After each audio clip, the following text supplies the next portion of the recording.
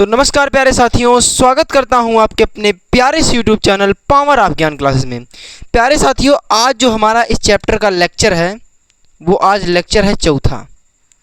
इसके पहले प्यारे साथियों हमने इसका 3 लेक्चर कर लिया है। यदि आपने उन तीनों लेक्चर्स को नहीं देखा है तो जाकर के प्लेलिस्ट में वीडियो पड़ी है, आप वहां प्रॉपर तरीके से देख सकते हैं। तो प्यारे साथियों, आज के इस लेक्चर में हम किन किन टॉपिक पर बात करने वाले हैं, सबसे पहले वो देख लेते हैं हम। तो देखिए क्या है, आज हम देखेंगे प्रतिबिंब किसे कहते हैं और प्रतिबिंब के प्रकार कितने होते हैं। क्या देखेंगे हम, प्रतिबिंब क्या होता है और प्रतिबिंब के प्रकार क्या होते हैं। और दूसरा आज देखेंगे हम, वो देखेंगे दर्पणों द्वारा प्रतिबिंब बनने के नियम कितने होते हैं। दर्पणों द्वारा प्रतिबिंब बनने के नियम क्या क्या होते हैं, उनको प्यारे साथियों हम ग्राफिक्स के साथ आपको बहुत अच्छी तरीके से बताएंगे। तो प्यारे साथियों, सबसे पहला हम देखते हैं कि प्रतिबिंब आखिरकार होता क्या है। तो प्यारे साथियों हम देख लेते हैं कि प्रतिबिंब क्या होता है। प्रतिबिंब प्यारे साथियों किसी वस्तु से चलने वाली प्रकाश की किरण जब एक दूसरे में क्या होती, प्रतिच्छेदित होती हैं, तो उसे हम प्रतिबिंब कहते हैं। प्रतिबिंब किसे कहते हैं? या प्रतिबिंब प्यारे साथियों जब दो प्रकाश की किरणें आपस में यहाँ पर अगर मिल गई तो यहाँ पर क्या हो गया, प्रतिबिंब का निर्माण हो गया। यानी वस्तु से चलने वाली, किसी कोई वस्तु है प्यारे साथियों, वहां से चलने वाली प्रकाश की किरणें जब प्रतिच्छेदित करती हैं तो क्या होता है, प्रतिबिंब का निर्माण होता है। या प्यारे साथियों जब दो प्रकाश की किरणें आपस में मिलती हैं, ये पहली प्रकाश की किरण थी और ये दूसरी प्रकाश की किरण है, यानी जब दो प्रकाश की किरणें आपस में मिलती हैं तो भी क्या होता है, प्रतिबिंब का निर्माण होता है। या प्यारे साथियों आप डेफिनेशन ऐसा लिख लीजिए, या डेफिनेशन किसी वस्तु से चलने वाली प्रकाश की किरणें जब आपस में प्रतिच्छेदित होती हैं तो प्रतिबिंब का निर्माण होता है। तो प्यारे साथियों हम लिखकर बताते हैं आपको परिभाषा क्या है।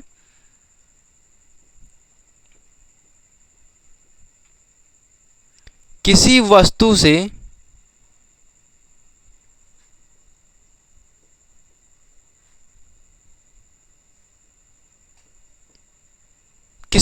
चलने वाली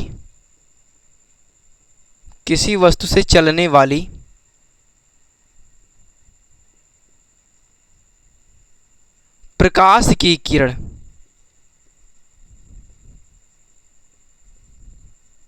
किसी वस्तु से चलने वाली प्रकाश की किरण जब प्यारे साथी क्या हो, जब प्रतिच्छेदित करती हैं,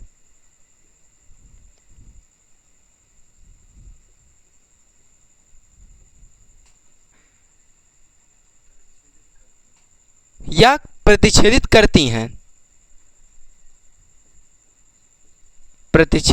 हैं, लिख लीजिए। जब प्रकाश की किरण क्या होती है, जब प्रतिच्छेदित करती हैं तो क्या होता है, तो प्रतिबिंब का निर्माण होता है।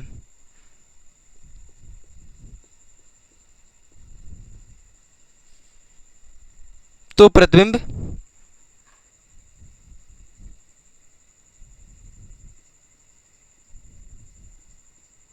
निर्माण होता है। तो प्यारे साथियों प्रतिबिंब किसे कहते हैं?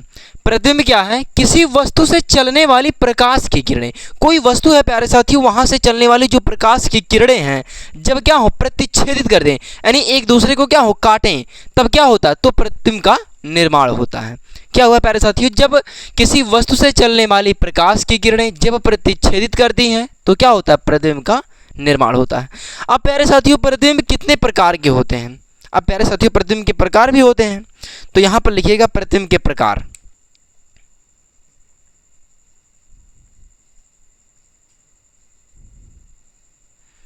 प्रतिबिंब के प्रकार,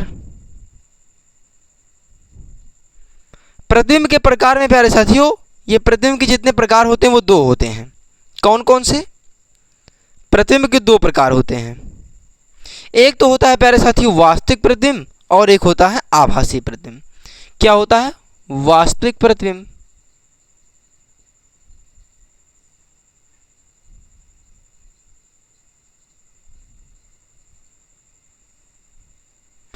एक हो गया वास्तविक प्रतिबिंब और एक क्या होता है, आभासी प्रतिबिंब।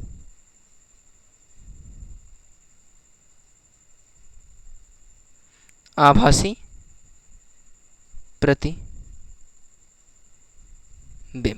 अब प्यारे साथियों नाम से ही पता चल रहा है क्या, वास्तविक, यानी जब प्रकाश की किरणें वास्तव में मिलकर क्या बनाती हैं, प्रतिबिंब देखिए प्यारे साथियों, जब प्रकाश की किरणें वास्तव में मिलें और क्या बनाए, प्रतिबिंब का निर्माण कर दे, तो उसे वास्तविक प्रतिबिंब कहते हैं।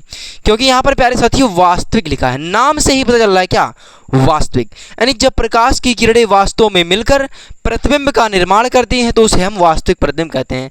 अब यहाँ पर प्यारे साथियों नाम से ही पता चल रहा है क्या, आभासी, यानी आभास होता है, यानी जब प्रकाश की किरणें वास्तव में ना मिले, क्या है, जब प्रकाश की किरणें वास्तव में ना मिले, मिलती हुई प्रतीत होती हैं, यानी जब प्रकाश की किरणें वास्तव में ना मिलकर मिलती हुई प्रतीत होती हैं, तब कौन सी प्रतिबिंब बनता है, तब आभासी प्रतिबिंब बनता है प्यारे साथियों।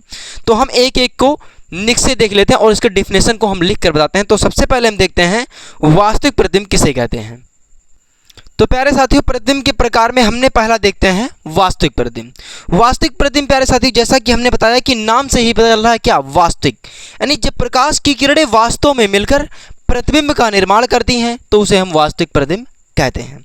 तो डिफिनेशन देखिए क्या है, जब प्रकाश की किरणें,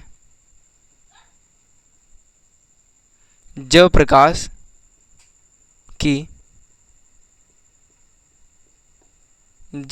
की किरणें वास्तव में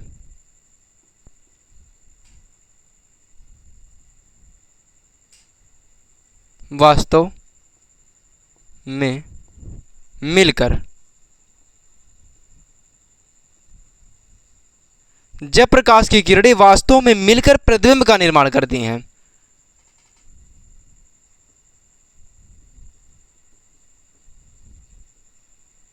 प्रतिबिंब का निर्माण करती हैं, निर्माण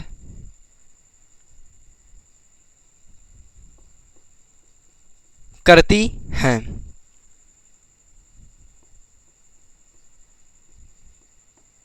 तो उसे हम क्या कहते हैं, तो उसे हम वास्तविक प्रतिबिंब कहते हैं।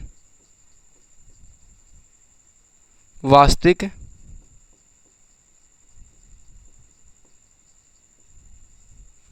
प्रतिबिंब कहते हैं, यानी जब प्रकाश की किरणें वास्तव में मिलकर प्रतिबिंब का निर्माण करती हैं तो उसे हम वास्तविक प्रतिबिंब कहते हैं। अब प्यारे साथियों जो वास्तविक प्रतिबिंब होता है वह क्या होता है, वास्तविक प्रतिबिंब को हम पर्दे पर प्राप्त कर सकते हैं। तो यहां पर लिखिएगा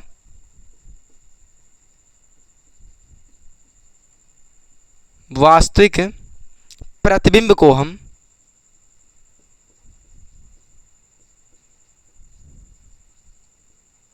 वास्तविक प्रतिबिंब को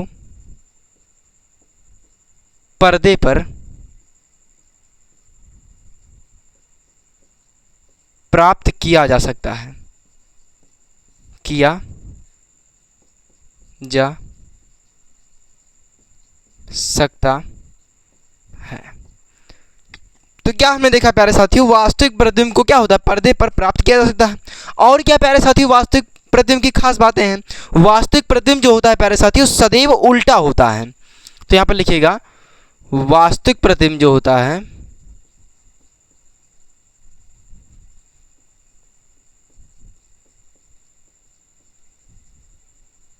वास्तविक प्रतिबिंब सदैव यानी हमेशा प्यारे साथियों क्या होता है, उल्टा होता है।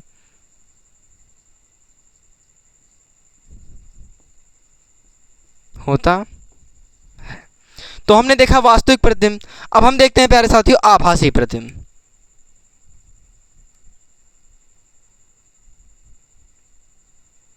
आभासी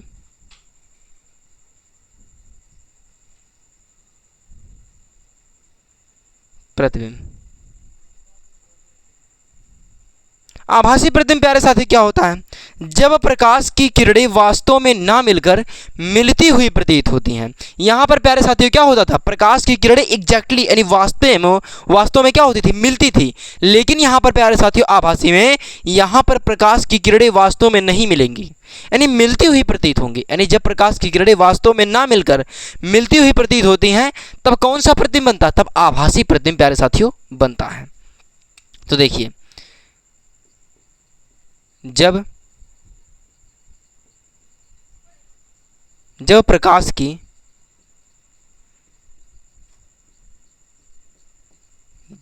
की किरणें वास्तव में ना मिलकर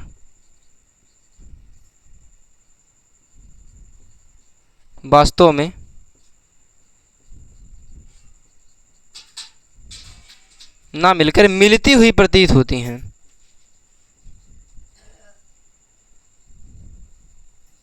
मिलती हुई प्रतीत होती है तो क्या बनता है? तो आभासी प्रतिबिंब का निर्माण होता है। तो आभासी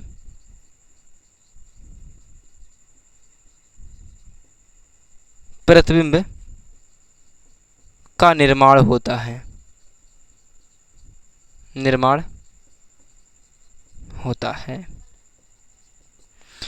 तो प्यारे साथी क्या होता है? जब प्रकाश की किरणें वास्तव में ना मिलें, यानी वास्तव में ना मिलकर मिलती हुई प्रतीत होती हैं, तो क्या होता है? आभासी प्रतिबिंब का निर्माण होता है। अब प्यारे साथियों यहाँ पर हमने देखा था कि जो आभासी प्रतिबिंब था वो पर्दे पर प्राप्त किया जा सकता है, मतलब वास्तविक प्रतिबिंब जो है वो क्या है? पर्दे पर प्राप्त किया जा सकता है। लेकिन प्यारे साथियों लेकिन क्या है? आभासी प्रतिबिंब जो है वो पर्दे पर प्राप्त नहीं किया जा सकता। प्यारे साथियों ये मैं जितना कॉन्सेप्ट बता रहा हूँ आपको ये बहुत ही इंपॉर्टेंट है। इंपॉर्टेंट क्यों है प्यारे साथियों? देखिए यहाँ पर क्या है? वास्तविक प्रतिबिंब जो है वो क्या है? पर्दे पर प्राप्त किया जा सकता है। पेपर में अगर आ गया ऐसा कौन सा प्रतिबिंब है जो पर्दे पर प्राप्त किया जा सकता है? ऑप्शन में दे देगा वास्तविक प्रतिबिंब, आभासी प्रतिबिंब और प्यारे साथी दो ऑप्शन कोई और दे देगा। तो आप क्या करेंगे? तो आपको अगर इन दोनों में प्यारे साथियों कन्फ्यूजन बहुत ज़्यादा लोगों को होती है। देखिए यहाँ पर जो आभासी प्रतिबिंब है वो क्या है? पर्दे पर प्राप्त नहीं किया जा सकता, लेकिन जो वास्तविक प्रतिबिंब है वो पर्दे पर प्राप्त किया जा सकता है। तो वही हम लिखेंगे, क्या लिखेंगे कि आभासी प्रतिबिंब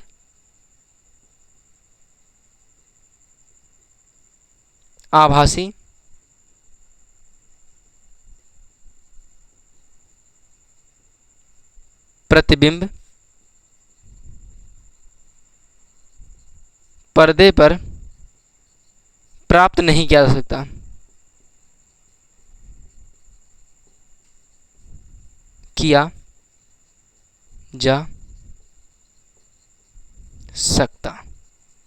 क्या है?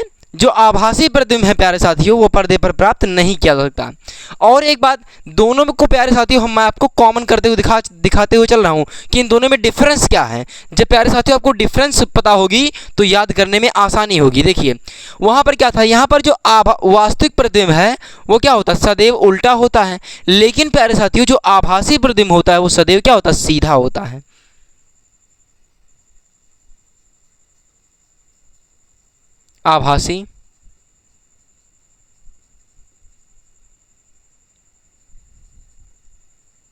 आभासी प्रतिबिंब क्या होता है? सदैव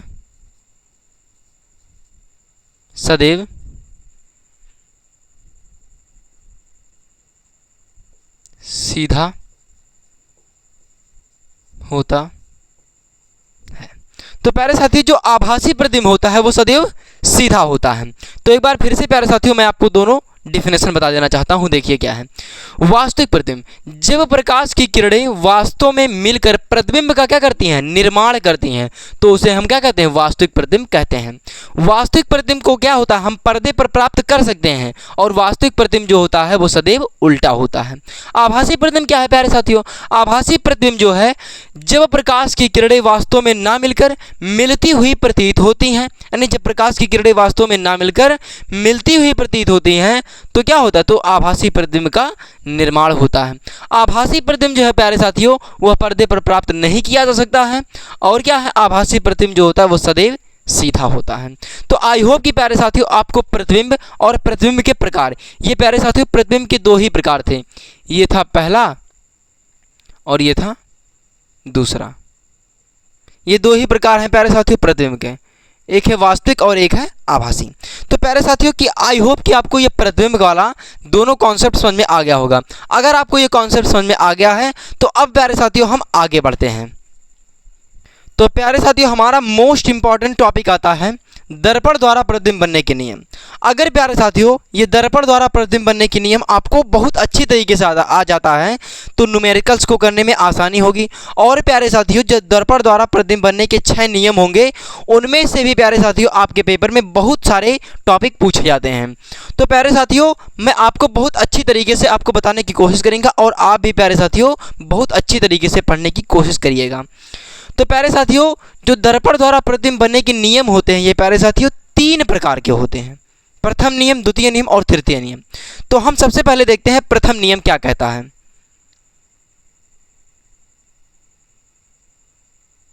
प्रथम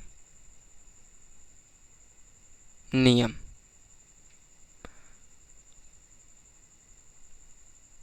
प्रथम नियम क्या कहता है प्यारे साथियों? प्रथम नियम कहता है कि दर्पण के मुख्य अक्ष के समांतर आने वाली प्रकाश की किरणें। अब दर्पण प्यारे साथियों मैं बना के आपको दिखाता हूं। दर्पण कौन सा ले लें, या तो चाहे आप उत्तल लीजिए चाहे अवतल लीजिए, दोनों का प्यारे साथियों मैं आपको बनाकर दिखाऊंगा। देखिए यहां पर मैं पहले ले ला रहा हूं अवतल। अवतल दर्पण में जैसा कि आप जानते हैं कि इसके उभरे हुए तल पर क्या होती है, पालिश होती है। जितना मैं प्यारे साथियों को बता रहा हूं उतना बस ध्यान से सुनिए, अभी आपको कॉन्सेप्ट क्लियर हो जाएगा। तो क्या कहते हैं, दर्पण के मुख्य अक्ष के समांतर आने वाली प्रकाश की किरण। अब मुख्य अक्ष क्या होता है प्यारे साथियों, इसका हम मुख्य अक्ष बना देता हूं। हमने आपको प्यारे साथियों दर्पण के संबंधित परिभाषाएं में प्यारे साथियों मैं आपको मुख्य अक्ष की परिभाषा, ध्रुव की परिभाषा, वक्रता केंद्र की परिभाषा, मुख्य फोकस की परिभाषा, सभी परिभाषाएं प्यारे साथियों मैंने आपको बता दिया है। आप जाकर के वीडियो अगर नहीं देखे हैं तो प्लेलिस्ट में पड़ी है, वहां पर आप जाकर के प्रॉपर तरीके से देख लीजिएगा। तो प्यारे साथियों जो दर्पण का जो होता है ये मध्य बिंदु जो होता है वो दर्पण का ध्रुव P कहलाता है, जहां से मुख्य अक्ष जाती है। और यहां पर प्यारे साथियों वक्रता केंद्र C है। यहां पर क्या है, वक्रता केंद्र C है। तो प्यारे साथियों इसमें ये कहा क्या है कि दर्पण के मुख्य अक्ष के समांतर, ये दर्पण का मुख्य अक्ष है और इसके समांतर जो प्रकाश की किरण आई है, यानी दर्पण के मुख्य अक्ष के समांतर आने वाली प्रकाश की किरण परावर्तन के पश्चात, यानी इस जो आने वाली प्रकाश की किरण ये दर्पण से टकराएगी और टकराने के बाद क्या होगी, मुख्य फोकस से जाएगी। यहां पर प्यारे साथियों क्या मिल गया, F। यानी दर्पण के मुख्य अक्ष के समांतर आने वाली प्रकाश की किरण परावर्तन के पश्चात जिस बिंदु से गुजरती है या गुजरती हुई प्रतीत होती है। अब प्यारे साथियों यहाँ पर एक कॉन्सेप्ट और देखिएगा, यहाँ पर प्रकाश की किरण आई और सीधे चली गई, यानी यहाँ पर क्या है, अगर कोई भी प्रकाश की किरण मुख्य अक्ष के समांतर आएगी तो फोकस से जाएगी, यानी यहाँ पर क्या है, समांतर आएगी तो किससे जाएगी, फोकस से जाएगी। तो प्यारे साथी ये हो गया अवतल दर्पण के लिए। अब मैं आपको उत्तल दर्पण के लिए बताता हूँ। उत्तल दर्पण के लिए क्या है, जैसा कि आप जानते हैं कि उत्तल दर्पण के धंसे हुए तल पर क्या होती है, पालिश होती है। तो इसके धंसे हुए तल पर मैं पालिश कर दे रहा हूं। अब इसका मुख्य अक्ष बना देता हूं। ये हो गया इसका मुख्य अक्ष। अब जैसा प्यारे साथियों यहां पर कॉन्सेप्ट हुआ था, जिस काम लगा था कॉन्सेप्ट का, वही कॉन्सेप्ट यहां पर भी अपनाएंगे। यहां पर हमें मिल गया ध्रुव और ये मिल गया क्या, वक्रता केंद्र C। अब यहां पर क्या है प्यारे साथियों, दर्पण के मुख्य अक्ष, ये मुख्य अक्ष है, मुख्य अक्ष के समांतर चलने वाली प्रकाश की किरण। अगर प्यारे साथियों हमसे ये जो रेखाएं हैं, ये प्रकाश की किरणें हैं प्यारे साथियों, अगर टेढ़ी हो जाती हैं तो आप पटरी से बहुत अच्छी तरीके से बनाइएगा, एकदम बहुत अच्छी तरीके से बनेगा। तो क्या है, दर्पण के मुख्य अक्ष के समांतर आने वाली प्रकाश की किरण परावर्तन के पश्चात, इसका भी परावर्तन होगा तो क्या होगा, यहां पर ऊपर चली जाएगी प्रकाश की किरण। लेकिन प्यारे साथियों देखने में यहां से प्रतीत होगा कि प्रकाश की किरण इधर कहीं पीछे से आती हुई क्या हो रही है, प्रतीत हो रही है, यानी यहां से कहीं पीछे से आ रही है। तो इसका मतलब हमें यहां पर क्या मिल गया, हमें यहां पर यप मिल गया। यप मतलब मुख्य फोकस मिल गया, हमें क्या मिल गया, मुख्य फोकस। तो यहां पर कॉन्सेप्ट क्या कहता है प्यारे साथियों कि कोई भी प्रकाश की किरण मुख्य अक्ष के अगर समांतर आएगी तो परावर्तन के पश्चात मुख्य फोकस से जाएगी, यानी यप से जाएगी। तो वही प्यारे साथियों हम अपना कॉन्सेप्ट को लेकर लिखते हैं। तो प्यारे साथियों आपको परिभाषा चाहे याद हो चाहे ना, बस आप कॉन्सेप्ट पर ध्यान दीजिए। अगर आपको कॉन्सेप्ट क्लियर है तो परिभाषा अपने आप बनाकर लिख सकते हैं। तो देखिए क्या लिखेंगे, दर्पण के मुख्य अक्ष के, दर्पण के मुख्य अक्ष के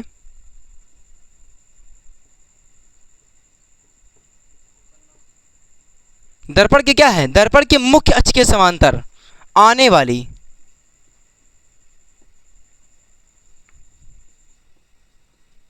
आने वाली प्रकाश की किरणें, आने वाली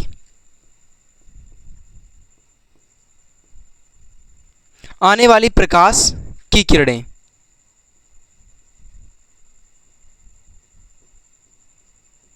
आने वाली प्रकाश की किरणें परावर्तन के पश्चात, यानी जो प्रकाश की किरण आई थी उसका क्या हो गया, परावर्तन हो गया। परावर्तन के पश्चात क्या होती है, मुख्य फोकस यानी एफ से जाती है, एफ से। तो प्यारे साथियों क्या है, दर्पण के मुख्य अक्ष के समांतर, जो ये दर्पण है प्यारे साथियों, ये मुख्य अक्ष है, ये दर्पण के मुख्य अक्ष के समांतर प्रकाश की किरण आएगी तो परावर्तन के पश्चात क्या होगी, मुख्य फोकस से जाती है। तो यहां पर क्या लिखेंगे, परावर्तन के पश्चात एफ से जाती है या क्या होती है, या जाती हुई प्रतीत होती है। अभी मैं प्यारे साथियों जाती है या फिर जाती हुई प्रतीत होती है उसमें बताएंगे, जाती है या जाती हुई प्रतीत होती है। हमने आपको क्या बताया, देखिए यहां पर प्रकाश की किरण, ये कौन सा दर्पण है, ये प्यारे साथियों अवतल है।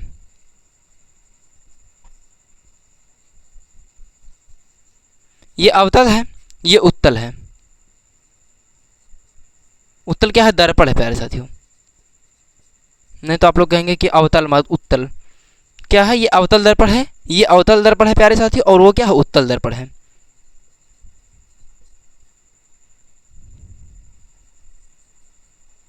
तो देखिए यहां पर अवतल दर्पण के प्यारे साथियों हमने क्या देखा कि कोई भी प्रकाश की किरण मुख्य अक्ष के समांतर आई, क्या है, मुख्य अक्ष के समांतर आई तो परावर्तन के पश्चात फोकस से चली गई। और यहाँ पर क्या है, यहाँ पर प्रकाश की किरण मुख्य अक्ष के समांतर आई और क्या हो गई, ऊपर चली गई परावर्तन के पश्चात। लेकिन यहाँ से देखने में प्रतीत होगा कि प्रकाश की किरण यहाँ कहीं पीछे से आती हुई क्या हो रही है, प्रतीत हो रही है। तो प्यारे साथियों हमें पीछे क्या मिल गया, एफ मिल गया। तो कॉन्सेप्ट क्या कहता है कि अगर कोई भी प्रकाश की किरण मुख्य अक्ष के समांतर आएगी तो परावर्तन के पश्चात क्या होगी, फोकस से जाएगी। यानी अगर कोई भी प्रकाश की किरण समांतर आएगी तो फोकस से जाएगी। आई होप कि प्यारे साथियों आपको यह प्रथम नियम समझ में आ गया होगा। अब हम प्यारे साथियों देखते हैं द्वितीय नियम। तो दोस्तों अब हम देखते हैं द्वितीय नियम। द्वितीय नियम क्या कहता है प्यारे साथियों, द्वितीय नियम कहता है कि दर्पण के मुख्य फोकस से होकर, क्या है, दर्पण के मुख्य फोकस से होकर जाने वाली प्रकाश की किरण परावर्तन के पश्चात क्या होती है, मुख्य फोकस के, मुख्य अक्ष के क्या होती है, समांतर हो जाती है। तो देखिए मैं आपको दर्पण बना करके आपको बहुत अच्छी तरीके से समझाने की कोशिश करता हूं। ये क्या है, ये कौन सा दर्पण है, अवतल।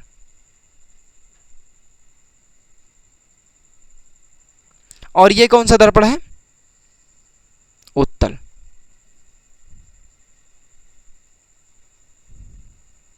देखिए ये हमने बना दिया इसका मुख्य अक्ष, यहां पर मिल गया ध्रुव P और वक्रता केंद्र C। यहां पर भी हमें क्या मिल गया, ध्रुव P व वक्रता केंद्र C। अब देखिए प्यारे साथियों हमने क्या बताया आपको कि दर्पण के मुख्य फोकस से होकर जाने वाली प्रकाश की किरण परावर्तन के पश्चात क्या होती है, मुख्य अक्ष के समांतर हो जाती है। देखिए दर्पण के मुख्य फोकस, यहां पर हमें प्यारे साथियों मुख्य फोकस F मिल गया था, क्या है, अगर यहां से कोई प्रकाश की किरण जाएगी तो परावर्तन के पश्चात क्या होगी, मुख्य अक्ष के समांतर हो जाएगी। हमने क्या बताया कि फोकस से आएगी तो क्या होगी, समांतर हो जाएगी। और पहले हमने क्या देखा था कि कोई भी प्रकाश की किरण मुख्य अक्ष के अगर समांतर है तो क्या होगी, फोकस से जाएगी। यानी क्या समझ में आया कि अगर समांतर आएगी तो फोकस से जाएगी और अगर फोकस से आएगी तो समांतर हो जाएगी। समझ में आया प्यारे साथियों। देखिए अगर कोई भी प्रकाश की किरण मुख्य अक्ष के समांतर आई थी तो मुख्य फोकस से गई थी। यहां पर प्यारे साथियों प्रकाश की किरण जो है वो फोकस से आ रही है और परिवर्तित होकर क्या हो रही है, मुख्य अक्ष के समांतर हो जा रही है। अब प्यारे साथियों आपको बहुत अच्छे तरीके से समझ में आ गया होगा। अब हम प्यारे साथियों उत्तल दर्पण के लिए देखते हैं। देखिए यहां से प्रकाश की किरण आई, ये प्रकाश की किरण आई और क्या हो गई, परिवर्तित होकर मुख्य अक्ष के समांतर हो गई। अब प्यारे साथियों यहां से देखने में प्रतीत होगा कि प्रकाश की किरण इधर कहीं जा रही है, इधर पीछे कहीं जा रही है। तो प्यारे साथियों क्या होगा, यहां पर हमें मिल जाएगा क्या, F, यानी फोकस मिल जाएगा। तो प्यारे साथियों कॉन्सेप्ट को बहुत अच्छी तरीके से देखिए। क्या है कि अगर कोई भी प्रकाश की किरण फोकस से आएगी तो समांतर हो जाएगी, और समांतर आएगी तो फोकस से जाएगी। यहाँ पर प्यारे साथियों ये प्रकाश की किरण आ रही थी, कहाँ से आ रही थी? यहाँ पर फोकस से आती हुई प्रतीत हो रही थी, और क्या हो गई? मुख्य अक्ष के समांतर हो गई। यहाँ पर प्रकाश की किरण फोकस से आ रही है और परिवर्तित होकर क्या हो रही है? परिवर्तित होकर मुख्य अक्ष के समांतर हो जा रही है। तो यहाँ पर क्या लिखेंगे? दर्पण के मुख्य फोकस,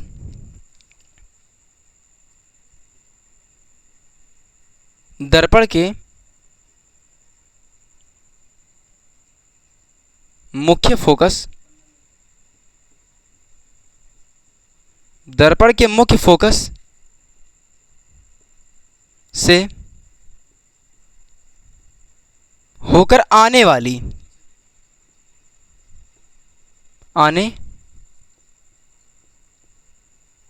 आने वाली लिखिएगा। क्या है? दर्पण के मुख्य फोकस से होकर आने वाली प्रकाश की किरण, प्रकाश की किरण, प्रकाश की किरण परिवर्तित होकर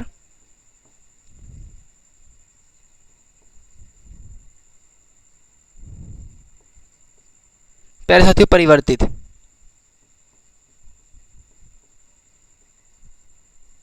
परिवर्तित होकर क्या होती है? यानी दर्पण के मुख्य फोकस से होकर आने वाली प्रकाश की किरण परिवर्तित होकर क्या होती है? मुख्य अक्ष के समांतर हो जाती है, परिवर्तित होकर मुख्य अक्ष के समांतर हो जाती है।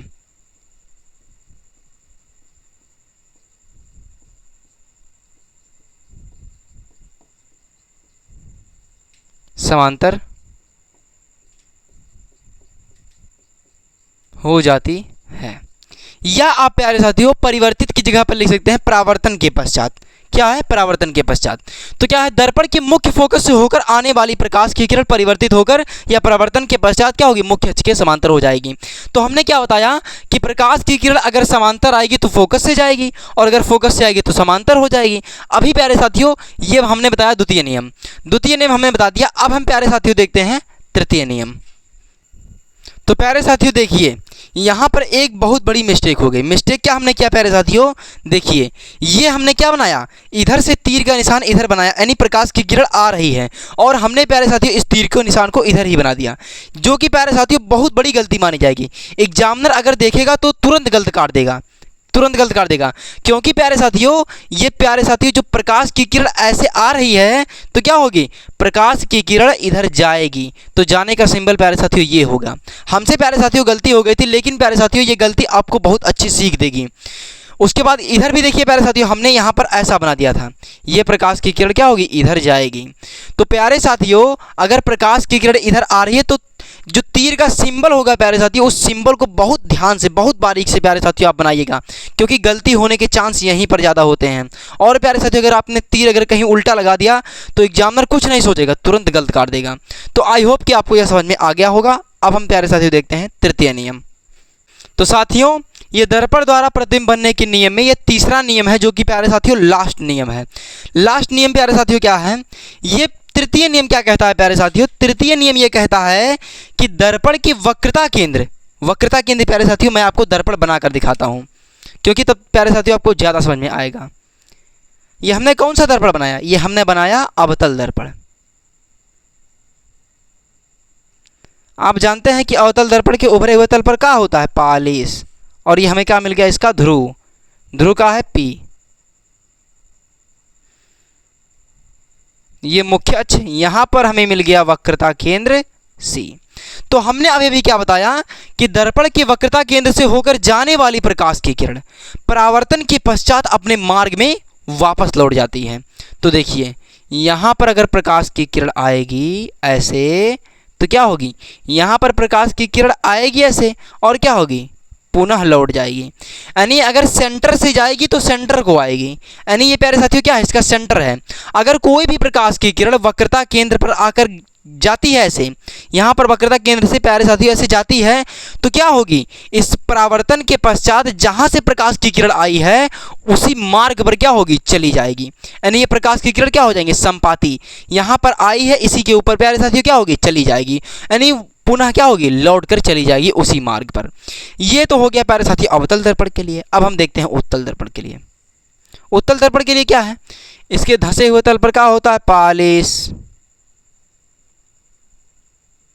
उभरा हुआ तल क्या होता है, परावर्तक, ये है पी।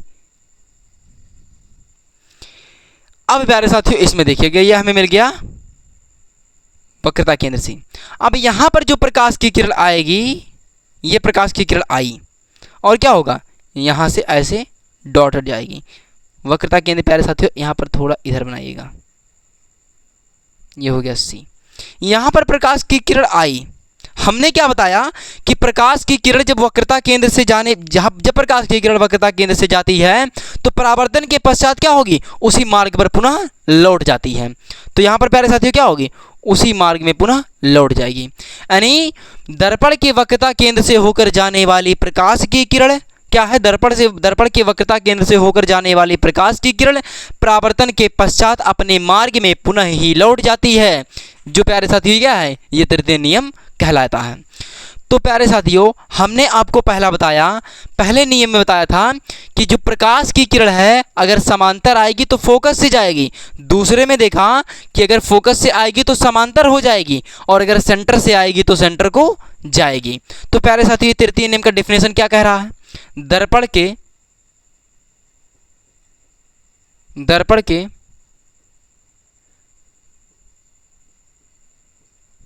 के वक्रता केंद्र से होकर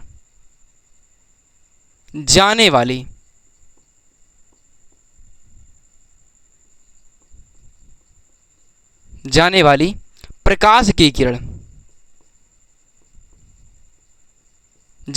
प्रकाश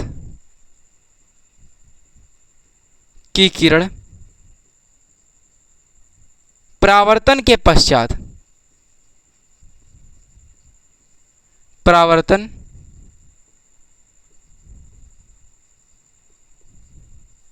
परावर्तन के पश्चात अपने मार्ग पर पुनः लौट आती है, अपने मार्ग पर पुनः लौट आती है।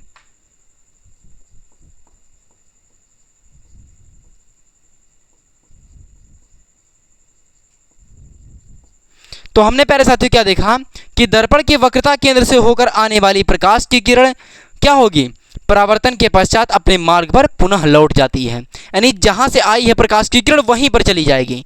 प्यारे साथियों आपको यह तृतीय नियम बहुत अच्छी तरीके से समझ में आया होगा। तो प्यारे साथियों एक बार मैं सभी जितने नियम मैं आपको बताया उसको मैं रिवाइज करा देना चाहता हूं। तो प्यारे साथियों सबसे पहले आप इनको नोट कर लीजिए। तो प्यारे साथियों हम तीनों नियम को फिर से रिवाइज कर लेते हैं। देखिए क्या है, जो प्रकाश की किरण क्या है, मुख्य अक्ष के समांतर आएगी, ये मुख्य अक्ष है प्यारे साथियों, इसके समांतर आएगी तो परावर्तन के पश्चात क्या होगी, मुख्य फोकस यानी एफ से जाएगी। और प्यारे साथियों यहाँ पर क्या होगा, अगर मुख्य फोकस एफ से जाएगी तो क्या होगा, परावर्तन के पश्चात मुख्य अक्ष की क्या होगी, समांतर हो जाएगी। और प्यारे साथियों अगर सेंटर से जाएगी तो सेंटर को आएगी, यानी वक्रता केंद्र पर जाने वाली प्रकाश की किरण परावर्तन के पश्चात क्या होगी, उसी मार्ग में पुनः लौट जाती है। यहाँ पर प्यारे साथियों हमने देखा कि जो क्या है, यहाँ पर प्यारे साथियों जो हमने देखा ये कौन सा नियम है प्यारे साथियों, हमने देखिए यहाँ पर जो है प्यारे साथियों ये वाला, ये क्या है, ये प्रकाश की किरण आ रही है और क्या है, आने के बाद ये वापस जा रही है। यहां पर देखिए प्यारे साथियों ये प्रकाश की किरण मुख्य अक्ष के समांतर आई, आने के बाद क्या होगी, परावर्तन के पश्चात क्या हो गई, ये मुख्य फोकस से चली गई। यानी प्यारे साथियों हमने देखा कि अगर समांतर आएगी तो फोकस से जाएगी, अगर फोकस से आएगी तो समांतर हो जाएगी, अगर सेंटर से आएगी तो सेंटर को जाएगी। ये प्यारे साथियों आप बहुत अच्छी तरीके से याद कर लीजिए। देखिए फिर से क्या होगी, अगर समांतर आएगी तो फोकस से जाएगी, यानी समांतर आएगी तो फोकस से जाएगी, किसके समांतर आएगी, मुख्य अक्ष के समांतर आएगी। यानी समांतर आएगी तो फोकस से जाएगी, अगर फोकस से आएगी तो समांतर हो जाएगी और अगर सेंटर से आएगी तो सेंटर को जाएगी। आई होप कि प्यारे साथियों आपको यह तीनों नियम बहुत अच्छी तरीके से समझ में आ गया होगा। तो प्यारे साथियों आज की क्लास को यहीं तक रखते हैं। प्यारे साथियों आपको मेहनत बहुत अच्छी तरीके से करने की ज़रूरत है। अगर प्यारे साथियों आप जितनी मेहनत करेंगे उतनी ही चीज़ें आपको आसान लगती चली जाएंगी। प्यारे साथियों जिस दिन आपको मेहनत का मतलब पता चल गया ना, उस दिन प्यारे साथियों आप ज़िंदगी में सफल हो जाएंगे। प्यारे साथियों ज़िंदगी में हर चीज़ों को बहुत अच्छी तरीके से करना जरूरी है। अगर आप पढ़ते हैं तो प्यारे साथियों 100% पढ़िए, अगर पढ़ते हैं तो 100% करिए, एकदम जी जान से पढ़िए प्यारे साथियों।